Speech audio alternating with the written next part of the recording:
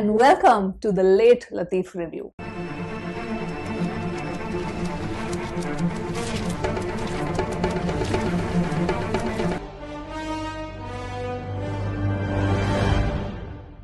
Welcome to my channel, guys, and on this video I will be sharing my thoughts on two Tamil films that I watched not too long back. Two very different films but extremely entertaining in their own respective ways. The two films are Karthik Subbaraja's 2014 release Jigarthanda and Raju Murugan's 2016 release Joker. Starting with Jigarthanda, now this movie has been on my watch list for the longest time, but I finally got to it. And when I reacted to the promo video of Jigarthanda XX, a lot of comments said that you do want a review for the first part. So first and foremost, I would like to say that this movie is extremely entertaining. Like, I was hooked from start to finish. It was funny, emotional, sometimes a bit over the top, but overall so much fun. As a gangster comedy drama film, it totally worked. The story starts by introducing us to Siddharth's character, who is named Karthik for, I think, pretty obvious reasons, who is an aspiring young director who wants to be recognized for his craft. Certain events transpire and he thinks that he finally has landed a great opportunity with a big producer and all his dreams of making a big feature film are about to come true. But since this is life and nothing goes according to our plans, Karthik finds himself traveling to Madurai to research about a real-life gangster, Assault Setu, since he's asked to make a gangster film in the lines of The Godfather or Nayakan or Scarface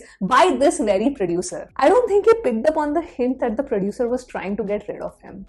But after Karthik arrives at Madurai, it's a complete roller coaster ride. Then the entry of the gangster Assault Setu, played by Bobby Simha, just takes the entertainment factor infinite levels high. Initially, I thought that this movie would be like a transformational story about Karthik, but truly this is actually Setu's story. Out of all the characters of this film, his has been written with great detail and it's his journey that I was truly watching the film for. Now, as a viewer, you guys also please let me know, because I thought that this could have worked like a double-edged sword, because yes, we have this gangster character that I'm completely invested in. I'm totally, following his journey. I want to know what happens in his life. I want to know his backstory. But what about Karthik? He is the other protagonist. Because if we look closely, Karthik also goes through his own arc. But I have to be very honest, I did not care as much about it. I'm not sure if it's the writing or Siddharth's acting or maybe a combination of both, but I was seeing Karthik's journey. I know, yes, these are the events that are happening to him,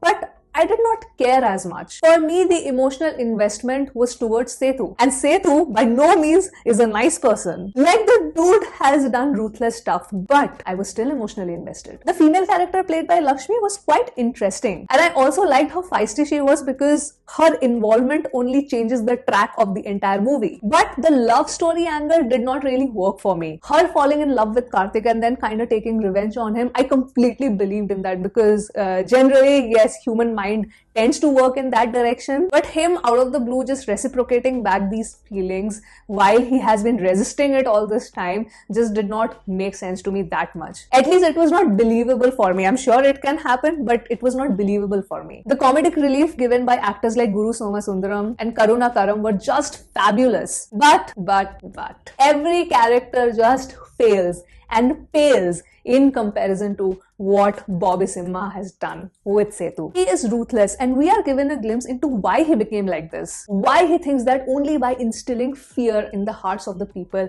will get him that respect. Why is it so traumatizing when people laugh at him? His emotional arc and his final redemption, all of it are the biggest plus points for me. The inclusion of dark comedy to actually show Setu's journey works wonderfully. It was interesting because there is almost a flip in personalities in the two protagonists by the end of this film. And for me, I was interpreting these things in both ways. Like how so many of us have been told that if a good person is surrounded by bad influence, that rubs off on them. But the vice versa is also possible. That a person who is really bad at heart, if surrounded by good influence, then yeah, it can also change that bad person's perspective. We see that happen with both the characters. One becomes cold-hearted and another one becomes cool-hearted? Sorry, I was just wondering how the movie title is applicable to both the characters. Acting-wise, number one, Bobby Simha, he outshined everybody. And second actor, Karuna Karan, he really nailed his role. In fact, Siddharth was the weakest for me, unfortunately, and as I said before,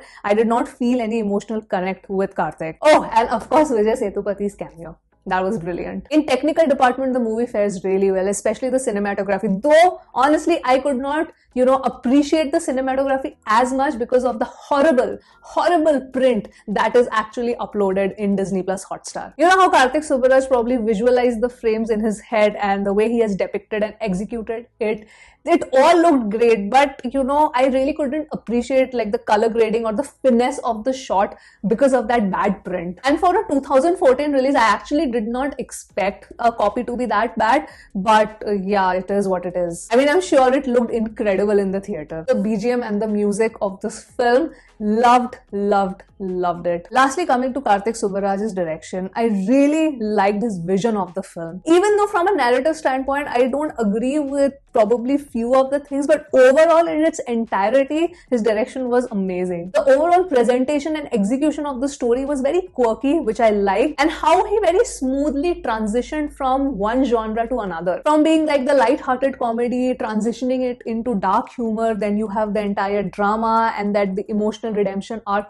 All of it just worked so well. This being a 2014 film and me watching this in 2023, I can confidently say that this movie, at least for me, has aged really well. Even if here and there few things do not work for me in the film, but in its entirety, in its totality, it was thoroughly entertaining. And yes, I can definitely watch it again. Now, on to the next Tamil film. I will definitely not watch it again. And not because it's a bad film, it's because it will be too painful to rewatch this. This is the 2016 film Joker starring Guru Somasundaram, and I think after Peranbu, this is my next favorite Tamil film. This movie was equal parts fun and equal parts painful to watch. The story is crafted in such a way that when you start watching this film, you might think that, oh, this is like a funny story about a man and his shenanigans. But then as the film progresses, you realize how this movie is really about the loopholes in our system, where even after being part of a democracy, there is no one to really address the plight of the poor. When the film started, I really thought that this will be an out and out over the top political satire. You have the simple village man Mannar who has self-declared himself as the president of the country, and every day he wakes up and goes about his life helping the needy and trying to make a difference. He conducts protests and fights cases on behalf of the injustices faced by the village people. To humor him, everybody else around him also addresses him as the president. And all of these things lead to some hilarious moments in the first half, and I kept thinking, okay,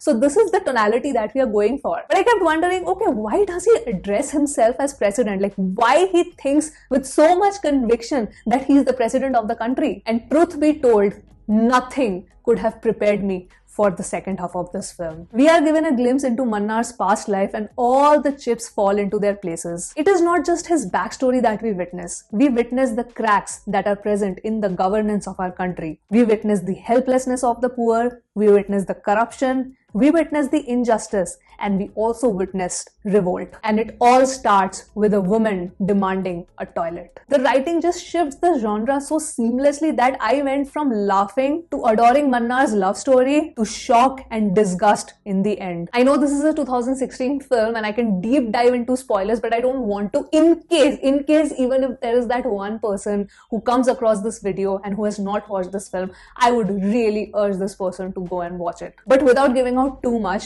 my favorite scene and the most heartbreaking scene of this film is when the president of our country is actually giving a speech while inaugurating the toilet in the village, and the visuals that are contrasting and contradicting his speech along with that.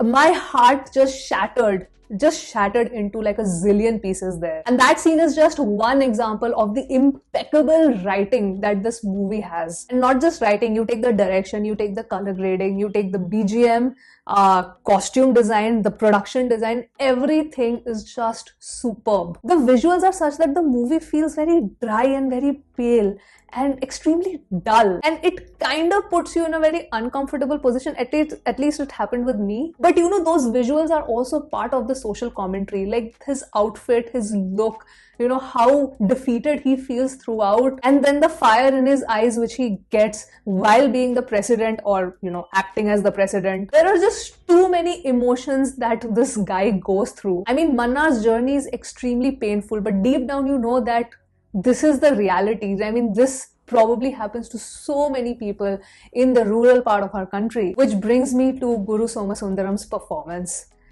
I mean, If I was impressed by Minnal Murli, then this one, he has just knocked it out of the park. No, not only park, he has knocked it out of the stadium. He is exceptional. Exceptional is an understatement for the kind of acting that he did. I was rooting for him. I got so emotionally invested in the character, and the moment, like, I'm recording this video right now, the scenes are flashing in front of my eyes. Especially that scene just keeps replaying in my head where the president is given the speech and the police has just locked him up, and that entire speech in contradiction with the visuals and the events that are actually transpiring.